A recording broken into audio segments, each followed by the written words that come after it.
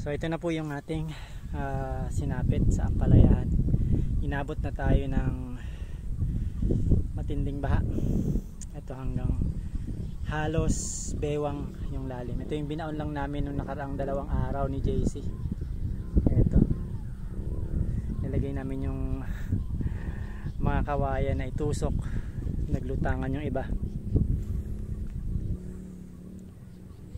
So ito yung pinakadulong parte, malalim halos hanggang bewang.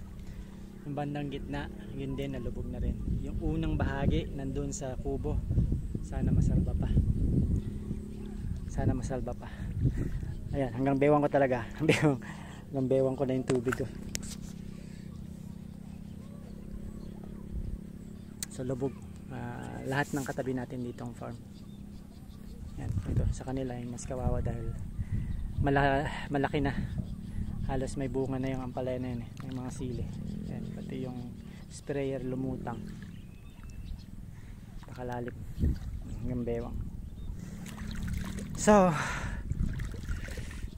ito ang malaki nating delubyo. Baha, matitinding pagulan. Balik na tayo dun sa kubo. Kailangan na nating umuwi. Kasabihan ko si Mrs. ng nangyari dito at ikakalungkot ngayon. Malungkot pero babawi tayo, tatanim ulit, tatayo yung balag at ibig sabihin tuloy tayo, magtatanim ulit tayo ng punla, papalipasin natin yung baha tapos tanim ulit. Madedelay lang yung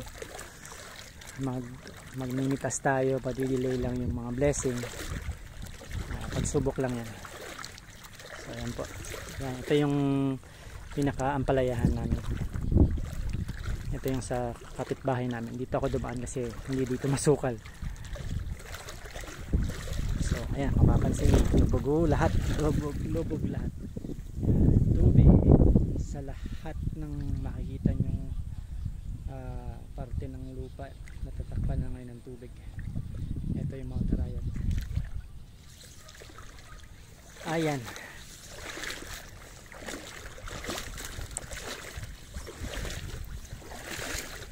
At may bagyo pang nabuo si Dante. So magpapaulan pa ngayon hanggang weekend. Mula bukas hanggang weekend. So lalalim pa to. Okay. Sige. Yan ang ating sinapit. Nabaha tayo. Habagat ang may gawa.